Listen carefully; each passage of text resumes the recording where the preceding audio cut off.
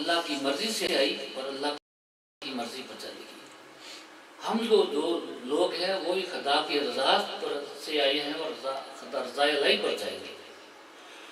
تو اولیاء سے کچھ منگنا، کچھ عرض کرنا، ان کے پاس جانا، عالموں کے پاس بیٹھنا، یہ حق ہے، یہ سچ ہے اور یہی ہمیں کرنا چاہیے اور اسی نجات کی ایک سبب ہے. تو لہذا یہ جو باتیں ہیں ان لوگوں کو دوبارہ قرآن کا مطالعہ کرنا چاہیے، ایسی باتیں نہ کریں. تو اگر فرض کیا آج صبح کو آج کوئی بات آپ فرما دیں تو شام ہونے سے پہلے پوری ہو جائے یا صبح ہونے سے پہلے پوری ہو جائے یا مہینے کے بعد ہی بے شک پوری ہو جائے، اس کا مقصد ہے کسی نے سنا اس پر فیصلہ ہوا. تو اگر ہو گیا تو ظاہر اس پر خدا کی قدرت ہے، خدا تعالیٰ کا اس پر احسان ہے. تو ایسے لوگوں پر ایسا کیچڑ اچھائی نہیں کرنا چاہیے. میں اپنے گھر کی ایک بات عرض کر دوں کہ حضرت قبلہ عالم شہنشاہ عالم حضرت پیر محمد ظاہر خان صاحب رحمۃ اللہ علیہ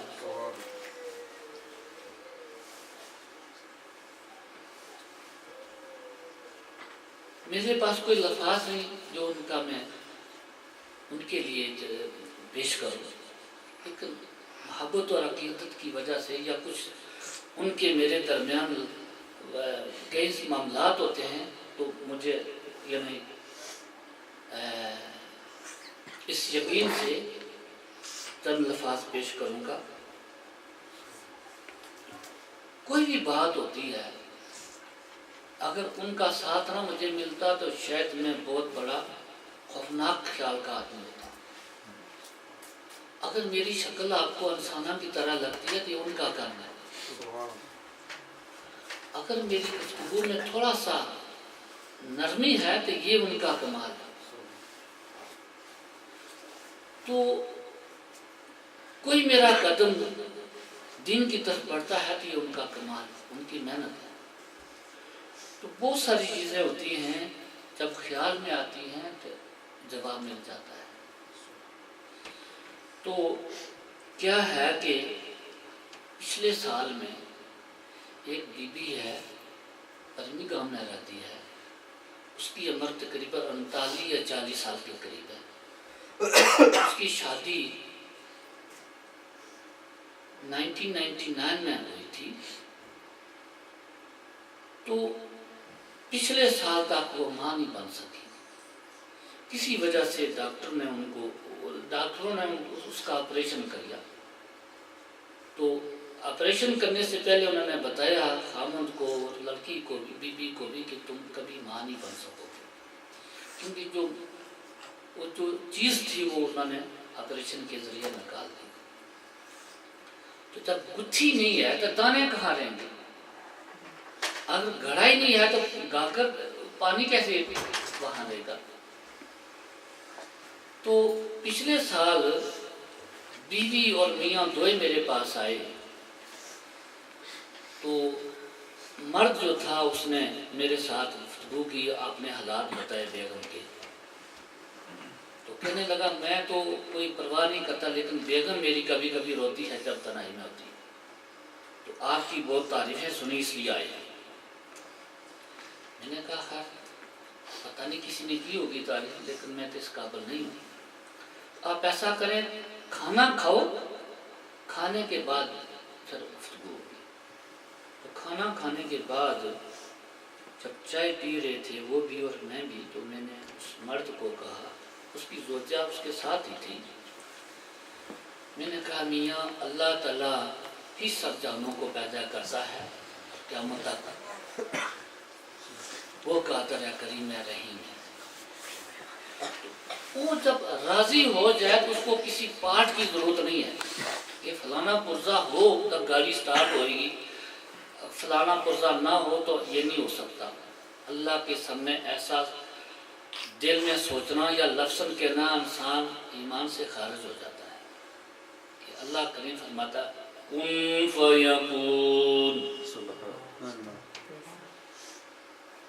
جو وہ چاہتا ہے وہ جاتا ہے، وہ جیسا چاہتا ہے ویسا ہی ہوتا ہے۔ تو جب یہ سورۃ یاسین کے آخری شعر میں آتا ہے تو پھر انسان کیسے سوچ سکتا ہے؟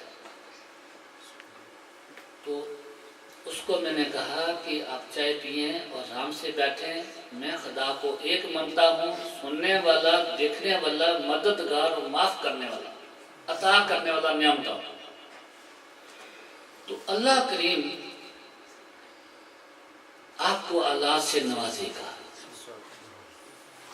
یقین کرو، میں نہایت دل سے کہہ رہا ہوں اور اس پر آپ یقین کریں، اور میں خدا کو سامنے رکھ کر کہہ رہا ہوں۔ تو الٹی بوئی ہوگا، یہ لفظ میں نے انگریزی کا استعمال کیا، میں نے کہا انشاءاللہ بیٹا ہوگا اور بہت ہیلتھی بوئی ہوگا، بچہ ہوگا۔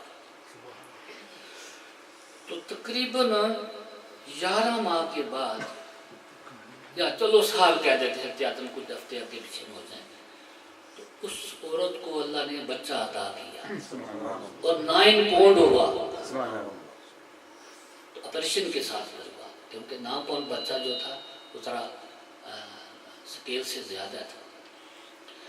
بچہ حیات ہے، ماں بھی حیات ہے، اس کا باپ بھی حیات ہے، اگر کوئی چاہے تو میں اسے ملوا سکتا ہوں۔ ایسے واقعہ بے شمار سارے 100 سے زیادہ ہوئے میرے اور مخلوق کے درمیان۔ تو کیا ہے، اس کے پیچھے کوئی لوگ ہوتے ہیں جو اپنی مرضی پر زندگی نہیں گزار کے خدا کی رضا پر زندگی گزارے، اور خدا نے ان کو یہ انعام دیا کہ کوئی انسان ان کا نام لے کے دعا مانگے تو خدا کہتا ہے میں جلدی کروں، میرے جانے والے۔ تو اس لیے ہم لوگ تھوڑا سا خیال کریں قرآن حکیم پر اور غور کریں اور باتیں نہ بنائیں۔ اگر شرکی ہوتی تو کوئی جو لوگ حج کرنے کے جاتے ہیں نا، حج پر جاتے ہیں نا، تو حاجی بن کر واپس نہ آئے، وہ مشرک ہو کر آئے۔ کیوں کہ ان ویشیوں کا فیصلہ ہے کہ غیر خدا کو چومنا تو شرک ہوتا ہے، کفر ہوتا ہے۔ تو میں ان سے یہ عرض کرتا ہوں، میں ان کو کہتا ہوں اور آپ کے سامنے عرض کرتا ہوں کہ حج اسود جو ہے کیا وہ خدا ہے؟ کیا مصطفیٰ ہے؟ پیغمبر علیہ السلام ہے؟ زندی چیز ہے؟ وہ تو حج اسود ہے، پتھر ہے۔ اس کو بوسا دیتے ہیں، میرے آقا مولا صلی اللہ علیہ وسلم نے دیا تو ہم لوگ دیتے ہیں، اور جو نہ حج اسود کو بوسا دے اس کا حج نہیں ہوتا۔ تو غیر خدا ہے نا، تو چما نہیں چما، بڑی داڑھی والے عالم نے بھی چما اور چھوٹی والے نے، ادنا نے بھی اور اعلیٰ نے بھی۔ تو فتوے لگانے سے پہلے ہمیں ہوش میں آنا چاہیے۔ میں اس سے زیادہ کوئی گفتگو نہیں کرتا، البتہ انداز گفتگو کمزور ہے، میں معذرت چاہتا ہوں، میں سٹارٹ ہونے نہیں چاہتا، پھر میں کچھ زیادہ کہہ دوں، ہو سکتا ہے آپ کے دل میں برداشت نہ آئے، تو میں فتنہ کرنے کے لیے نہیں یہاں آیا، امن پسند انسان ہوں۔ دعا فرمائے کہ میں عاجز انسان ہی رہوں دنیا میں، اور آپ کی دعا، آپ کا ساتھ ہمارے ساتھ رہے، اور سعادت علیہ خان پر اللہ مہربانیاں فرمائے۔ آپ سب السلام علیکم۔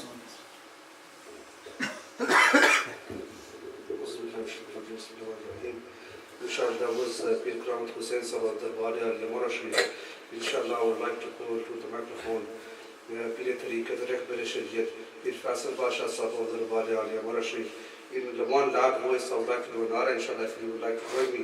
Nare Takbir! A little bit louder, inshallah. This is a wali of Allah subhanahu wa ta'ala. So if a wali of Allah subhanahu wa ta'ala would like to come, you should speak louder. نعرہ تکبیر، نعرہ رسالت، نعرہ تحقیق، نعرہ حیدری، نذار قاسم، دربار عالیہ مرا شریف،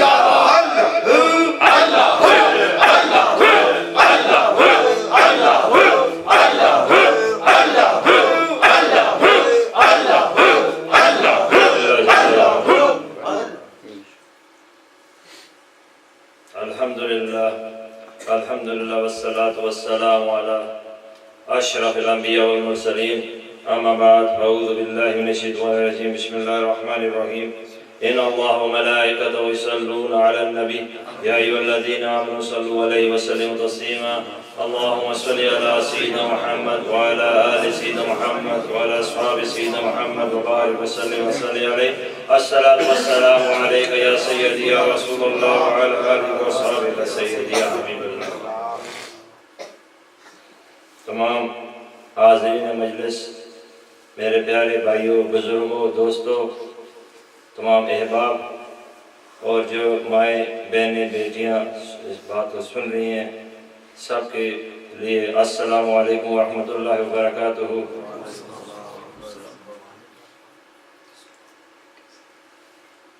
اگر حبیب صاحب نے کہا ولی کامل، ممکن ہے انکار نہیں کیا جا سکتا، لیکن اس کا عرفان میں نہیں رکھتا، نہ اس کی طاقت میں رکھتا ہوں۔ میں خود اپنے آپ کو خواجہ خواجگاہ اعلیٰ حضرت خواجہ پیر محمد زاہد خان صاحب کے در کا گداگر سمجھتا ہوں، در کا ایک ادنا سا خادم سمجھتا ہوں۔ اگر وہ مجھے ادنا خادموں میں بھی شامل کر لیں، میرے لیے بھی کافی ہے۔ آج تعریفیں سب اللہ کے لیے ہیں، کیونکہ وہی وحدہ لا شریف ہے، اس کی ذات ہی سجود اور تمام عبادات کی مرکز صرف اسی کی ذات ہے۔ اسی کی ذات نے ہی ہم پہ کرم کیا کہ رحمت للعالمین صلی اللہ تعالیٰ علیہ وسلم کو بشری لباس کے اندر ایک نور پیکر کو بھیجا، جس کے نور سے ظلمت کے اندھیرے دور ہوئے، جس کے نور سے چاند اور ستارے روشن ہوئے، جس کے نور سے سورج روشن ہوا، جس کے نور سے عاشقوں کے چہرے روشن ہوئے، جس کے نور سے قلب معطر ہوئے، جس کے نور کے جھلووں سے شیطان دور بھاگے، جس کے نور سے ظلمت ختم ہوئی، جس کے نور سے دہر میں اجالا ہوا، جس کے نور سے پرندوں کی چہچہاٹ ہوئی، جس کے نور سے باغ کی رونق ہوئی، جس کے نور سے حتیٰ کہ کہتے جائیں تو بات ختم نہیں ہوئی، کیونکہ آپ کے یاروں کا ایک ولی، آپ کے جو یار ہیں، جو اصحابہ کرام ہیں رضوان اللہ علیہم، خصوصاً اصحابہ کے اندر بھی مراتب ہے جیسے ولیوں میں مراتب ہیں۔ اولیاء کرام کی کریم جسے کہتے ہیں نا، کہ اولیاء کرام میں سب سے زیادہ اللہ کو جو عزیز ہے، جب سے زیادہ جو محبوب ہے، وہ ہیں جو معرفت رسول اللہ میں ڈوبے ہوئے تھے۔ جب مسجد نبویہ کے اندر نبی کریم صلی اللہ علیہ وسلم بیٹھے ہیں منبر نور پر، تو صحابہ کی جماعت آگے بیٹھی ہے۔ آپ کو کیوں فضیلت حاصل ہے؟ اس لیے کہ اپنی آنکھوں کے ساتھ، کہ یہ صحابہ ظاہری طور پہ آنکھوں سے اندھے بھی تو تھے، لیکن بات ہے ایمان لانا، نبی کریم صلی اللہ علیہ وسلم پر ایمان لانے والے، ان کی ظاہری حیات میں ایمان لانے والے، لیکن وہ باطن کی آنکھوں سے دیکھتے تھے۔ ظاہر میں تو کفار نے بھی دیکھا، ابو لہب ابو جہل نے بھی دیکھا، لیکن باطن کی آنکھوں سے نہیں دیکھ سکے، اس لیے وہ کافر رہ گئے، دشمنان اسلام میں رہ گئے، اور آخر انجام کا ان کا فرعون شہزاد اور نمرود کے ساتھ معاملہ ہے۔ جنہوں نے باطن کے ساتھ دیکھا وہ سیدنا ابو بکر صدیق امام الصدیقین تھے، وہ سیدنا عمر فاروق تھے، وہ سیدنا عثمان غنی ذو النورین تھے، امام المشارق والمغارب امام علی اسد اللہ المرتضی رضی رضوان اللہ تعالیٰ علیہ اجمعین تھے۔ گویا کہ جتنے بھی صحابہ کرام ہیں، انہوں نے نبی کریم صلی اللہ علیہ وسلم کو باطن کی آنکھوں سے دیکھا۔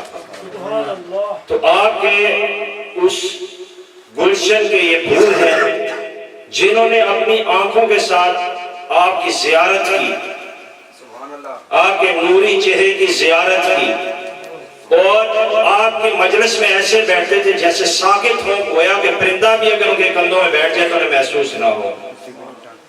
تو جو تصوف کا معاملہ ہے وہ یہاں دربار مصطفیٰ میں ہی نظر آ جاتا ہے۔